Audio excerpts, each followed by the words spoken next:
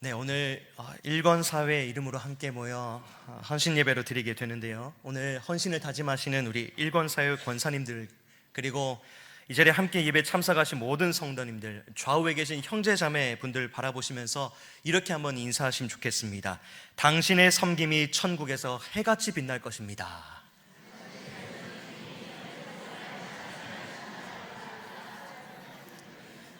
아멘이시죠? 네, 우리의 섬김이, 우리의 모습은 감추어지고 천국에서 해같이 빛나게 될 줄 믿습니다. 헌신 예배로 함께 모였지만 한 분 한 분 우리의 모두의 모습이 다르다는 것을 방금 인사를 나누시면서 아마 느끼셨을 겁니다. 다른 것은 우리의 외적인 모습뿐만 아니지요. 우리의 성품도 다르고 우리의 관심사도 다릅니다. 그런데 한 가지 또 다른 것이 있으니 그것은 바로 하나님께서 주의 몸인 교회를 섬길 수 있도록 우리에게 선물로 주신 은사입니다. 바울 사도는 하나님께서 각자에게 주신 은사가 다르다는 것을 오늘 본문 8절부터 10절까지의 말씀에서 가르쳐 주는데요. 그 은사의 목록들을 간추려 보면 지혜의 말씀, 지식의 말씀, 믿음, 병고침, 능력 행함, 예언, 영분별, 방언 통역, 이렇게 간추려 볼 수 있습니다. 이 목록은 은사가 여기에 다 국한된다, 이 모든 은사를 이렇게 나타내는 것이 아니라 은사들이 다양하다라고 하는 보여주는 예입니다. 아마도 고린도 교회의 형편에 맞는, 그리고 고린도 교회의 형편에 필요한 은사들을 여기에서 언급했으리라 생각을 해봅니다. 이렇듯 다양한 은사들의 목록을 오늘날 우리의 섬김의 현장에 좀 맞게 적용해 본다면 어떤 은사들이 있을까요? 찬양대에서 봉사하는 부분, 또 안내, 새가족, 식당, 교사, 목장 리더, 또 홍보, 전도, 선교. 혹시 제가 빠뜨린 것이 있을까요?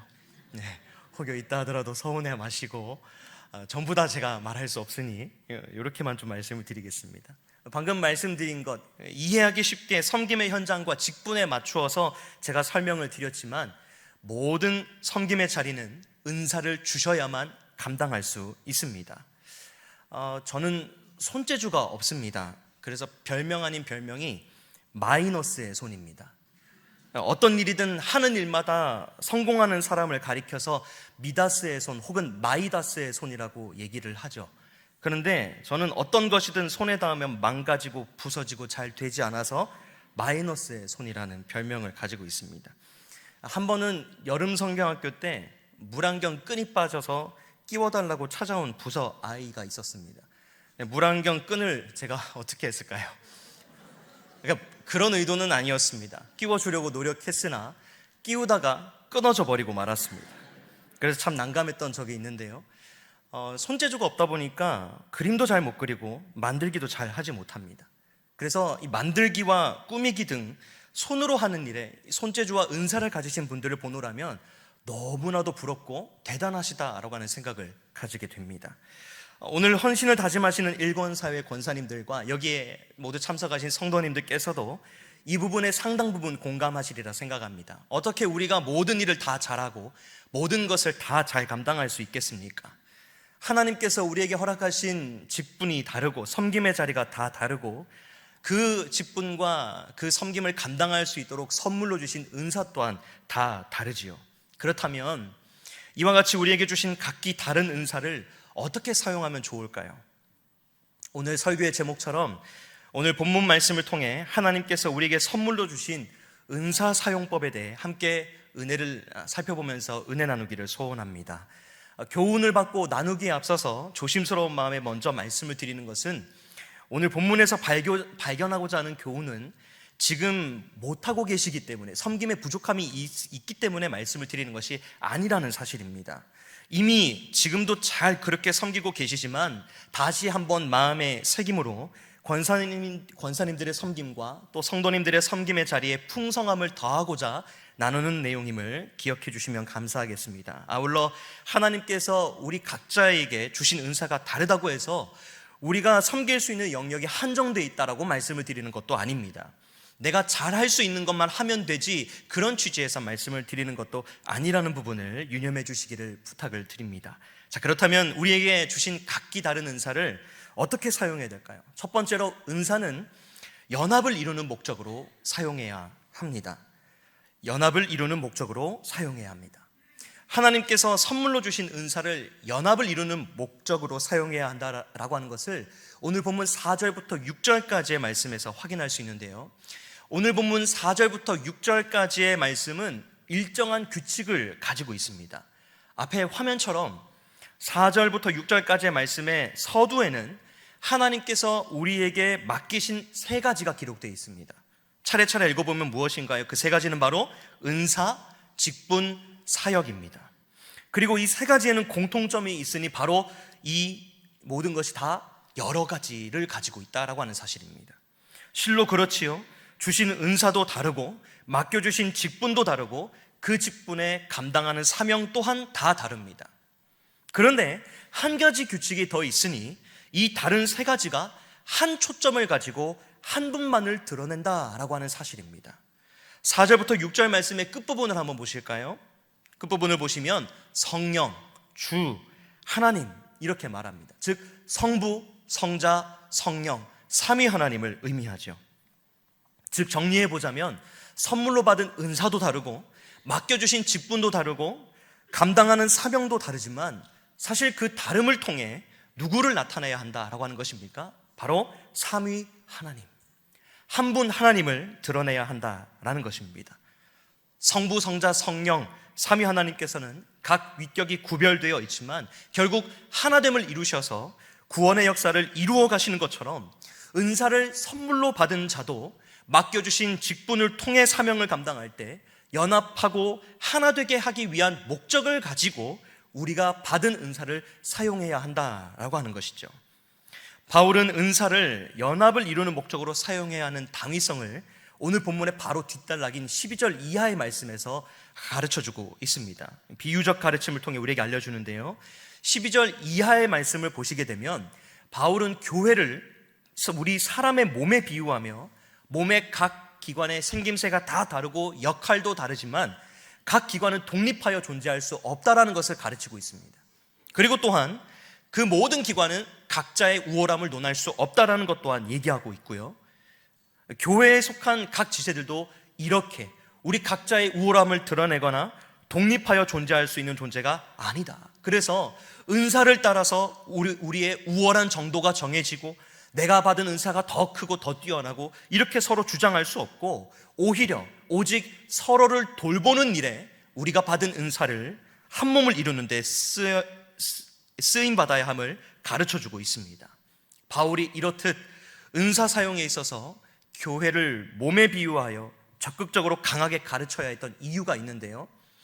그 이유는 당시 고린도 교회 안에 영적인 은사를 영적인 능력으로 인식해서 자신이 가진 은사가 다른 성도들의 은사보다 더 신령하고 우월하다라고 하는 생각하는 교만함이 있었기 때문입니다. 그래서 내가 가진 은사가 더 강하고 더 좋고 더 귀한 것이다. 그것 가지고 다른 성도들의 믿음을 평가하고 다른 사람들을 평가하는 그런 모습들이 고린도 교회에 있었습니다. 그렇기 때문에 바울이 이처럼 가르쳐야 했다라는 것이죠. 그런 고린도 교회 성도들에게 바울은 오늘 본문에서 하나님께서 주신 은사는 성부, 성자, 성령 하나님께서 아름다운 연합을 이루어 삼위일체 하나님으로 구원 사역을 이루어 가시고 또한 지금도 통치하시는 것처럼 몸의 각 기관이 한 몸을 고르게 하기 위해 각자의 역할을 다하는 것처럼 사용해야 된다. 은사를 그렇게 사용해야 된다라고 가르쳐 줍니다. 사랑하는 우리 일권사에 속한 모든 권사님들, 그리고 우리 성도 여러분, 우리의 외적인 모습도 다르고 우리의 성품도 다르고 하나님께서 우리에게 주신 은사도 다 다릅니다. 받은 은사를 직분을 통해 감당하는 모습 또한 다 다르지요. 하지만 분명한 것은 하나님께서 우리에게 귀중한 은사를 주시고 귀중한 직분을 주시고 귀중한 사명을 주신 것은 우리 자신의 우월함이나 우리 개인의 만족을 위해서 주신 것이 아니라 바로 주님의 몸인 교회의 연합과 하나됨을 이루어가게 하기 위해 주셨다라고 하는 사실입니다. 간절히 바라기는 하나님께서 나에게 주신 은사를 사용하여 섬기고 봉사할 때 내가 높아지는 것이 아니라 내가 속한 공동체, 내가 속한 기관이 나의 섬김과 나의 은사를 행함을 통하여서 은혜 가운데 더욱 하나 되고 견실히 세워질 수 있기를 간절히 축복합니다. 그렇게 올바른 은사 사용으로 온전한 연합이 이루어질 때 하나님께서 주시는 회복의 은혜와 질적인 부흥의 역사를 목도하게 될 줄 믿습니다. 두 번째로 우리는 우리에게 주신 각기 다른 은사를 어떻게 사용해야 될까요? 두 번째로 은사는 공적인 유익을 위해 사용해야 합니다. 이 두 번째 사용법은 첫 번째 사용법이었던 연합을 이루기 위한 세부적인 실천 사항입니다. 즉, 은사 사용을 통해 연합을 이루기 위해서는 은사를 공적인 유익을 위해 사용해야 된다라고 하는 것이죠. 오늘 읽으셨던 본문 7절 말씀을 한번 보시면 각 사람에게 성령을 나타내심은 유익하게 하려 하심이다 라고 말씀을 합니다. 여기에서 성령을 나타내셨다라고 하는 것은 은사를 주신 것으로 해석할 수 있습니다. 그렇다면 은사를 주신 목적이 무엇이라고 합니까? 바로 유익하게 하려고 은사를 주셨다. 이것이 은사를 주신 목적이다라고 얘기합니다. 여기에서 우리는 유익하게 하다라고 하는 표현을 좀 유심히 살펴볼 필요가 있습니다. 여기에서 유익하게 하다라고 하는 표현은 개인의 유익이나 이득이 아니라 바로 공적인 유익과 공적인 이득을 의미합니다. 즉, 하나님께서 은사를 주신 목적은 개인에게 유익을 주고 개인을 높여주고 이득을 주기 위해서가 아니라 교회 공동체를 유익하게 하기 위해 주셨다라고 하는 것이죠. 그리고 더 가깝게는 우리 옆에 붙여주신 이웃을 유익하게 하기 위해 우리에게 은사를 주셨다라는 것입니다. 은사를 받고 사용하는 사람은 은사를 받은 당사자일지는 모르나 그 사람의 은사 사용을 통해 유익함을 얻는 당사자는 가깝게는 우리 옆에 붙여주신 이웃이 되어야 하고 나아가 교회와 공동체가 되어야 합니다. 내가 은사를 발휘하지만 그 은사 발휘함을 통해서 내가 유익을 취하는 것이 아니라 내가 속한 기관과 공동체, 나아가 교회 공동체, 가깝게는 내 옆에 있는 사람이 유익을 얻어야 된다는 것이죠. 은사가 이웃의 유익을 위해 또 공동체와 교회의 유익을 위해 사용되어야 하는 당위를 우리는 다시 12절 이하의 말씀에서 기록된 몸의 비유를 통해 다시 한번 확인할 수 있습니다. 여러분, 이 12절 이하의 말씀에 보면 여러 신체기관을 소개하고 있는데 그 중에서 손을 한번 생각해 볼까요? 손은 무언가를 집을 수 있는 은사를 가지고 있습니다. 가령 음식물을 집는다라고 생각해 볼 때 손이 음식물을 집는 그 행위, 은사를 통해 누가 유익을 얻습니까?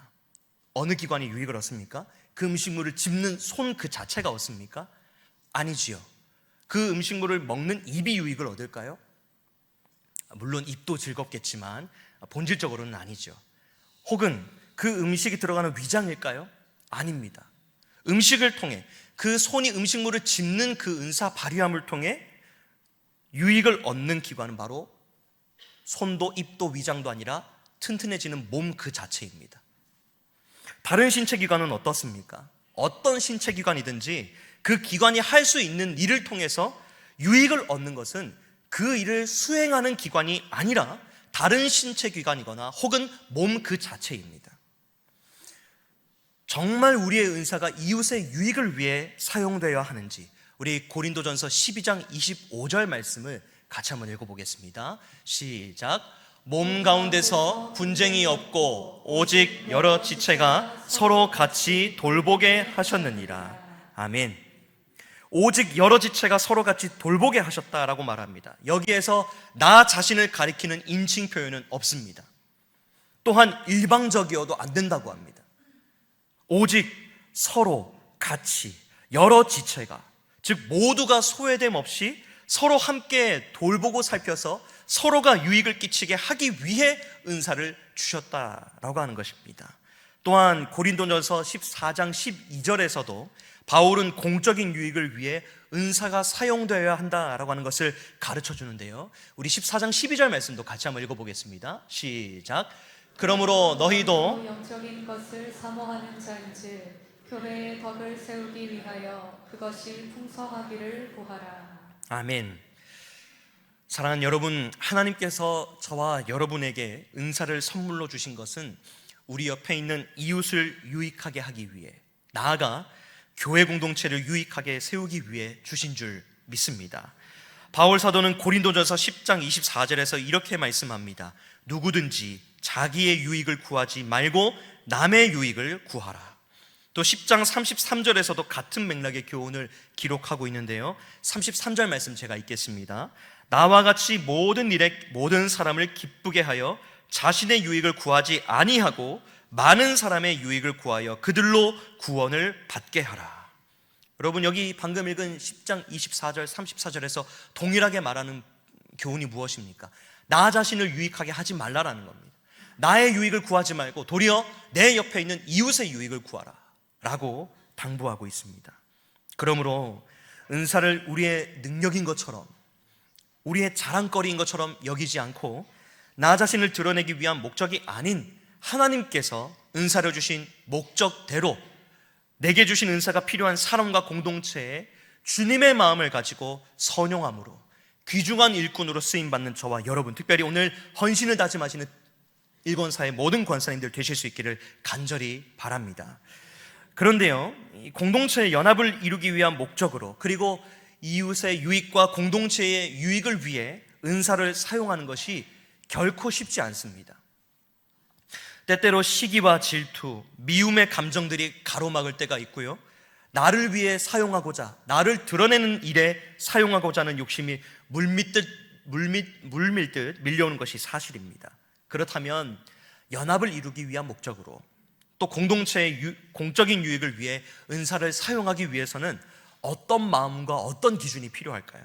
오늘 살펴보려고 하는 은사 사용법의 세 번째 방법이 되겠는데요, 올바른 은사 사용법 중 마지막 세 번째 방법은 바로 예수님의 사랑의 마음과 기준으로 은사를 사용해야 된다라고 하는 것입니다. 함께 읽지는 않았지만 고린도전서 12장 31절 말씀을 보시면 너희는 더욱 큰 은사를 사모하라, 내가 또한 가장 좋은 길을 너희에게 보이리라 라고 말씀을 합니다. 여기에서 사모해야 되는 더욱 큰 은사는 무엇일까요? 고린도전서 12장 마지막 절인 31절에서 바울이 사모하라고 했던 더욱 큰 은사는 무엇일까요? 그 해답이 곧바로 이어지는 고린도전서 13장에 있습니다. 고린도전서 13장은 여러분들께서 잘 아시는 것처럼 사랑에 대한 가르침을 담고 있는 이른바 사랑장이라고 불려지는 장입니다. 우리가 오늘 살펴보고 있는 은사에 대한 가르침이 기록된 12장과 이 사랑에 대한 가르침이 기록되어 있는 13장이 서로 더욱 큰 은사를 사모하라 라고 하는 구절로 연결되어 있는 것이죠. 그러면 이 연결되어 있는 것이 과연 우연일까요? 아닙니다. 은사장인 12장과 사랑장인 13장이 이어져 있는 것에는 1차적으로는 고린도전서를 기록한 바울의 의도와 그를 통해 성경을 기록하신 하나님의 마음과 의도가 여기에 담겨 있는 겁니다. 즉 어떤 은사든지 이웃에게, 교회 공동체 안에서 은사를 드러내고 사용할 때 사랑의 기준으로 행해야 된다는 것을 말씀해 주기 위해 12장 13장이 붙어 있는 것이죠. 사랑을 가르치는 13장의 시작인 1절을 보니까 내가 사람의 방언과 천사의 말을 할지라도 사랑이 없으면 소리나는 구리와 울리는 꽹과리가 되고 라고 말합니다. 방언과 천사의 말, 이 얼마나 대단한 은사입니까? 그런데 이 대단한 은사도 사랑이 없으면 그저 듣기 거북한 소리로 전락하고 맙니다. 2절도 보니까요, 내가 예언하는 능력이 있어 모든 비밀과 지식을 알고 또 산을 옮길 만한 모든 믿음이 있을지라도 사랑이 없으면 내가 아무것도 아니다 라고 말합니다. 예언하는 능력, 산을 옮길 만한 믿음, 모든 지식과 비밀을 아는 것, 얼마나 대단한 은사입니까? 그러나 그 대단한 은사마저도 사랑이 없다면 아무것도 아니라고 바울 사도는 힘주어 말합니다. 즉 바울 사도는 지금 사랑으로 은사를 나타내고 사랑으로 행해야 한다라고 말하면서 은사 그 자체가 중요한 것이 아니라 은사를 행하는 마음의 중심과 태도가 더욱 중요함을 가르쳐주고 있는 것입니다. 그런데 여기에서 한 가지 질문이 생기죠. 사랑으로 은사를 나타내고 행해야 되는 것 내가 알겠는데 그 사랑이 어떤 사랑, 어느 정도의 사랑이어야 하는가 궁금증이 생깁니다. 왜 사람마다 기준이 다 다르지 않습니까? 내가 사랑한다라고 했을 때 다른 사람에게 베풀 수 있는 사랑의 정도가 다 다르지요. 상한선이 다 정해져 있다는 말입니다. 그렇기 때문에 여기에서 혼란이 생길 수 있습니다. 사실 사랑하면 우리가 무엇인지는 알지만 설명은 하지 못할 때가 많지 않습니까? 때로는 기준이 불명확하고 추상적으로 느껴지기도 하지요. 그런데 오늘 이 고린도전서에서 말하는 사랑의 기준과 정도는 분명한 기준과 정도가 정해져 있는 아주 확고한 사랑입니다. 그 기준과 정도는 오늘 본문의 맥락과 구조 속에 담겨 있는데요. 앞에 띄어지는 화면을 한번 보시면 오늘 본문인 고린도전서 12장과 그 전후 문맥이 기록이 되어 있습니다. 가운데 끼어 있는 오늘 본문인 12장은 은사에 대한 권면을 담고 있고요. 13장은 사랑에 대한 가르침을 담고 있습니다. 그리고 오늘 본문인 12장 바로 전 문맥인 11장 17절 이하의 말씀은 주님께서 잡히시기 전날 제정하셨던 성만찬에 관한 가르침을 기록하고 있습니다. 여러분, 성만찬이 어떤 의미를 담고 있습니까? 세상 사람들은 최후의 식사 정도로 이해하지만 그 정도의 만찬이 아니죠. 그 자리는 예수님께서 자신의 살과 피를, 즉 생명을 수여하시는 자리였습니다. 11장 24절, 25절을 보면 24절에서는 떡을 떼어주시며 이것은 너희를 위하는 내 몸이다 라고 말씀하셨고, 25절에서는 잔을 나누어 주시면서 이것은 내 피로 세운 새 언약이다 라고 말씀하셨습니다. 그리고는 만찬 직후에 살과 모든 몸이 다 찢겨지고 피를 흘리시고 예수님께서 대속의 죽음을 당하셨지요. 그것을 상징하는 만찬이 바로 성만찬이지 않습니까? 자신의 것은 하나도 주장하시지 않고 죽음이 이르렀을 때에도 자신들을 못 봤던 사람들을 위해 기도하던 바로 그 사랑, 자신의 살과 피, 물 한 방울까지도 아끼지 않고 내어주시던 바로 그 예수님의 사랑, 그것이 우리가 은사를 사랑으로 행할 때에 우리가 정해야 하는 사랑의 정도이자 기준이다라고 하는 겁니다. 내가 할 수 있는 만큼 내가 인내하며 감수하며 그렇게 내 성정이 허락하는 선 안에서 은사를 행하는 것이 아니라 바로 주님께서 나를 위해 살과 피, 물 한 방울 다 쏟으시면서까지도 우리에게 베풀어 주신 그 사랑의 기준을 가지고 우리가 은사를 행해야 된다라고 하는 것이죠. 나의 유익은 구하지 않더라도 내 이웃 교회 공동체는 반드시 유익을 끼쳐야 하는 그 마음, 그 태도를 가지고 은사를 행해야 합니다. 오늘 헌신을 다짐하시는 일본사의 권사님들, 그리고 사랑하는 성도 여러분, 다시 한번 말씀드리지만 지금 섬기심에 부족함이 있어서 이렇게 말씀을 드리는 것이 아닙니다. 지금까지 권사님들께서 섬기신 섬김을 통해, 그리고 현재 지금도 섬기시는 그 섬김을 통해 많은 성도님들과 교회 공동체가 예수님의 사랑으로 든든히 세워진 줄 믿습니다. 그러나 바라기는 앞으로 더욱 예수님의 사랑으로 무장된 권사님들의 아름다운 은사 사용 또 섬김을 통해 오직 예수님만이 나타나 보여질 수 있기를 간절히 바랍니다. 그 예수님의 사랑이 가깝게는 내 이웃, 내 가족들에서부터 시작되어 교회에 속한 모든 기관의 권속들에게까지 유익함이 배나 더 끼쳐지기를 간절히 소망합니다. 그리하여 우리 교회 공동체가 더 아름다운 그 아름다운 섬김을 통해 더욱 같은 말, 마음, 뜻으로 견고하게 하나 될 수 있기를, 그 시작점이 바로 우리 일본사의 모든 권사님들의 삶의 현장들이 되시기를 예수님의 이름으로 축복합니다. 제가 잠깐 기도하겠습니다.